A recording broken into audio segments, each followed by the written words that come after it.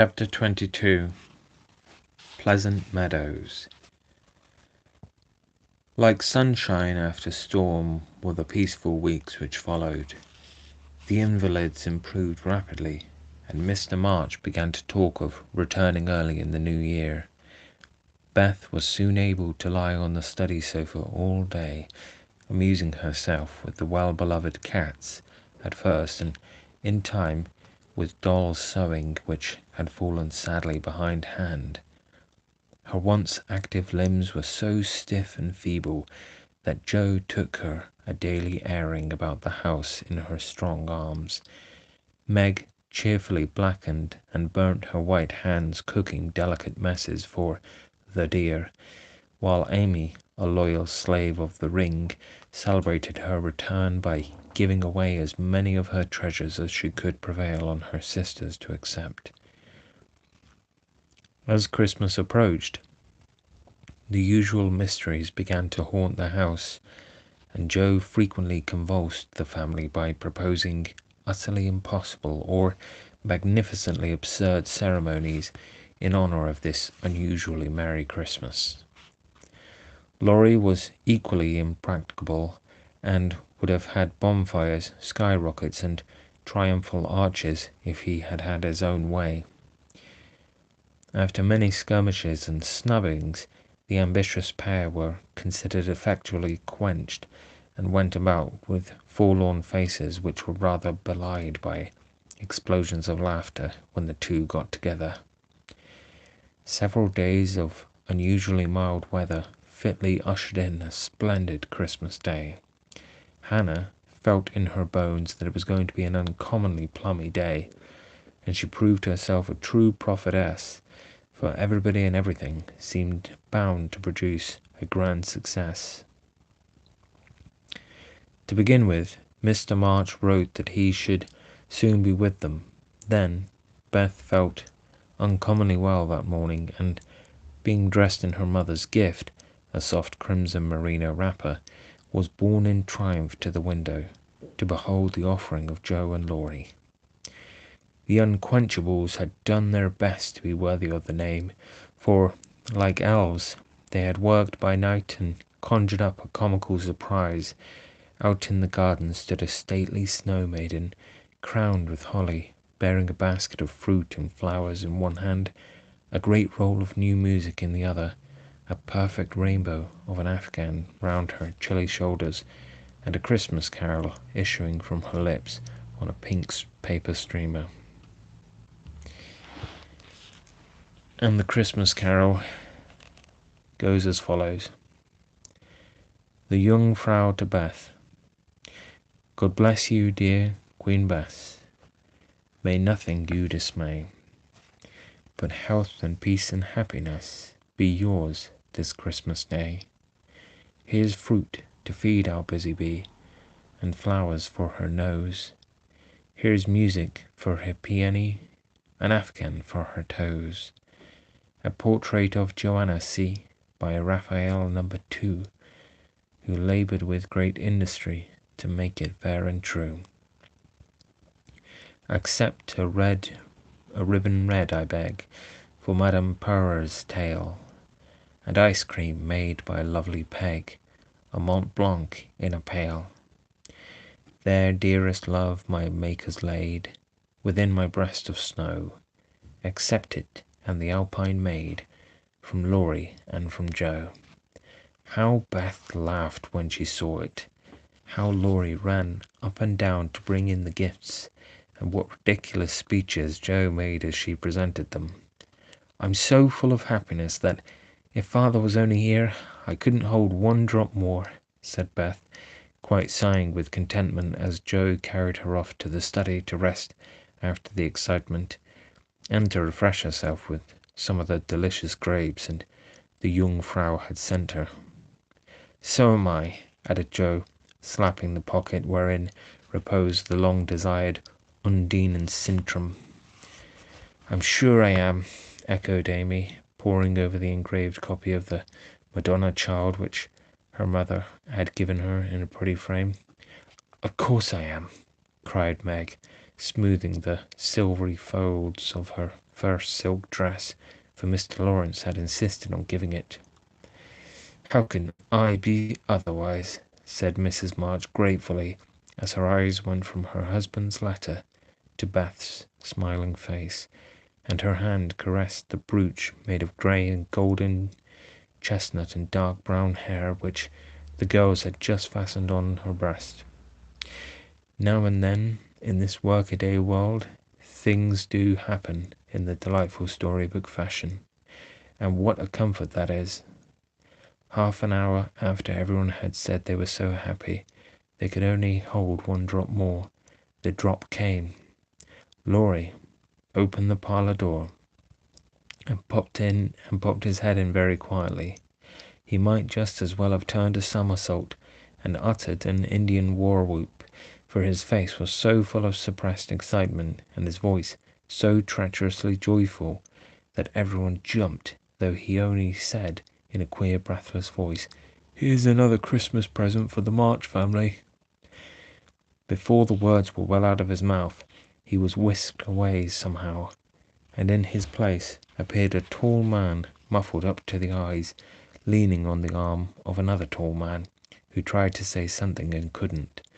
Of course, there was a general stampede, and for several minutes everybody seemed to lose their wits, for the strangest things were done, and no one said a word. Mr. March became invisible in the embrace of 4 pairs of loving arms. Jo disgraced herself by nearly fainting away, and had to be doctored by Laurie in the china closet. Mr. Brooke kissed Meg entirely by mistake, as he somewhat incoherently explained, and Amy, the dignified, tumbled over a stool, and never stopping to get up, hugged and cried over her father's boots in the most touching manner. Mrs. March was the first to recover herself, and held up her hand with a warning, "Hush! Remember Beth!" But it was too late. The study door flew open, the little red wrapper appeared on the threshold, joy put strength into the feeble limbs, and Beth ran straight into her father's arms. Never mind what happened just after that, for the full hearts overflowed, washing away the bitterness of the past, and leaving only the sweetness of the present. It was not at all romantic, but a hearty laugh set everybody straight again, for Hannah was discovered behind the door, sobbing over the fat turkey which she had forgotten to put down when she rushed up from the kitchen. As the laugh subsided, Mrs. March began to thank Mr. Brooke for his faithful care of her husband, at which Mr. Brooke suddenly remembered that Mr. March needed rest, and, seizing Laurie, he precipitately retired. Then the 2 invalids were ordered to repose, which they both did, by sitting in one big chair and talking hard. Mr. March told how he had longed to surprise them, and how, when the fine weather came, he had been allowed by his doctor to take advantage of it, how devoted Brooke had been, and how he was altogether a most estimable and upright young man. Why Mr. March paused a minute just there, and after a glance at Meg, who was violently poking the fire, looked at his wife with an inquiring lift of the eyebrows, I leave you to imagine. Also, why Mrs. March gently nodded her head, and asked, rather abruptly, if he wouldn't have something to eat. Jo saw and understood the look, and she stalked grimly away to get wine and beef tea, muttering to herself as she slammed the door, "I hate estimable young men with brown eyes." There never was such a Christmas dinner as they had that day. The fat turkey was a sight to behold when Hannah sent him up, stuffed, browned, and decorated. So was the plum pudding, which quite melted in one's mouth, likewise the jellies, in which Amy revelled like a fly in a honey pot. Everything turned out well, which was a mercy, Hannah said, for my mind was that flustered, Mum, that it's a miracle I didn't roast the pudding and stuff the turkey with raisins, let alone biling of it in a cloth. Mr. Lawrence and his grandson dined with them, Also, Mr. Brooke, at whom Joe glowered darkly, to Laurie's infinite amusement. 2 easy chairs stood side by side at the head of the table in which sat Beth and her father, feasting modestly on chicken and a little fruit.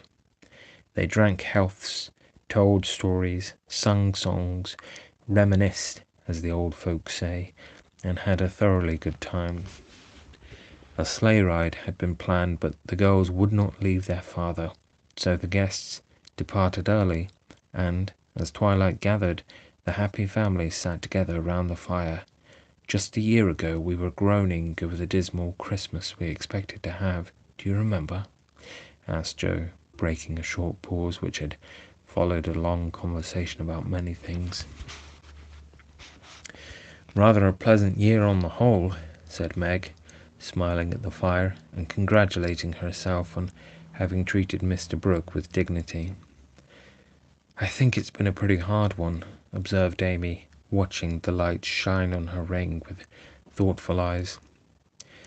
I'm glad it's over, because we've got you back, whispered Beth, who sat on her father's knee. Rather a rough road for you to travel, my little pilgrims, especially the latter part of it. But you have got on bravely, and I think the burdens are in a fair way to tumble off very soon, said Mr. March, looking with fatherly satisfaction at the 4 young faces gathered round him. How do you know? Did mother tell you? Asked Joe. Not much. Straws show which way the wind blows, and I have made several discoveries today. Oh, tell us what they are, cried Meg, who sat beside him. Here is one, and, taking up the hand which lay on the arm of his chair, he pointed to the roughened forefinger, a burn on the back, and 2 or 3 little hard spots on the palm. I remember a time when this hand was white and smooth, and your first care was to keep it so. It was very pretty then, but to me it is much prettier now, for in these seeming blemishes I read a little history. A burnt offering has been made of vanity. This hardened palm has earned something better than blisters, and I'm sure the sewing done by these prickled fingers will last a long time. So much goodwill went into the stitches.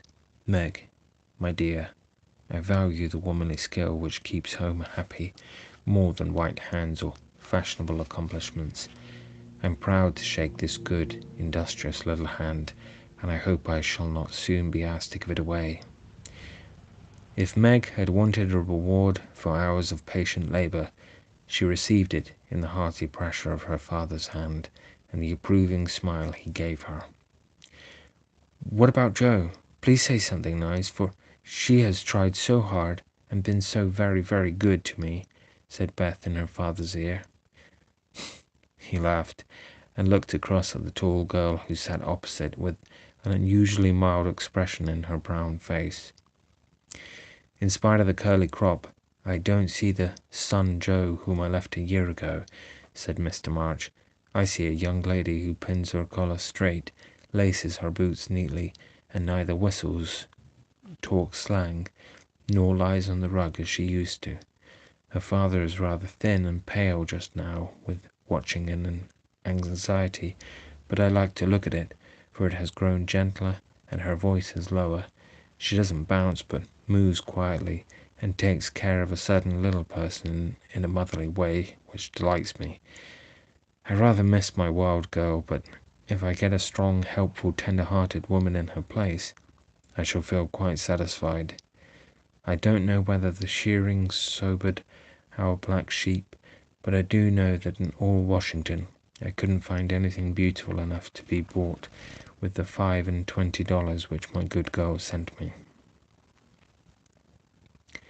Joe's keen eyes were rather dim for a minute, and her thin face grew rosy in the firelight as she received her father's praise, feeling that she did deserve a portion of it.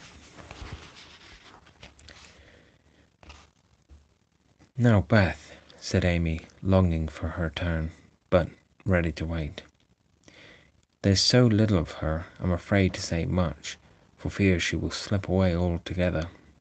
though she is not so shy as she used to be," began their father cheerfully. But, recollecting how nearly he had lost her, he held her close, saying tenderly with her cheek against his own, "I've got you safe, my Beth, and I'll keep you so, please God." After a minute's silence, he looked down at Amy, who sat on the cricket at his feet, and said, with a caress of the shining hair, "I observed that Amy took drumsticks at dinner, ran errands for her mother all the afternoon, gave Meg her place tonight, and has waited on everyone with patience and good humour.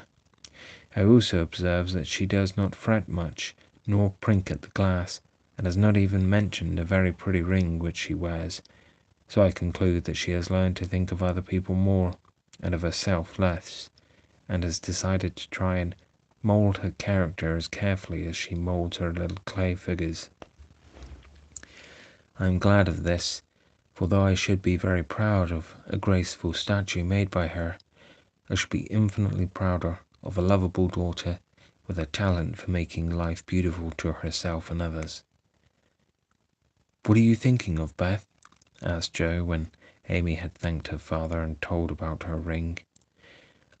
"I read in Pilgrim's Progress today how, after many troubles, Christian and Hopeful came to a pleasant green meadow, where lilies bloomed all the year round, and there they rested happily as we do now before they went on their journey's end," answered Beth, adding, as she slipped out of her father's arms and went slowly to the instrument, "It's singing time now, and I want to be in my old place.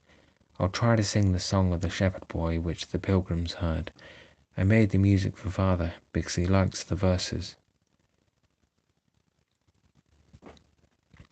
So, sitting at the dear little piano, Beth softly touched the keys, and in the sweet voice they had never thought to hear again, sung, to her own accompaniment, the quaint hymn which was a singularly fitting song for her. And the hymn reads, "He that is down need fear no fall, he that is low no pride, he that is humble ever shall have God to be his guide. I am content with what I have, little be it or much, and Lord, contentment still I crave, because thou savest such. Fullness to them a burden is that go on pilgrimage. Here little and hereafter bliss is best from age to age."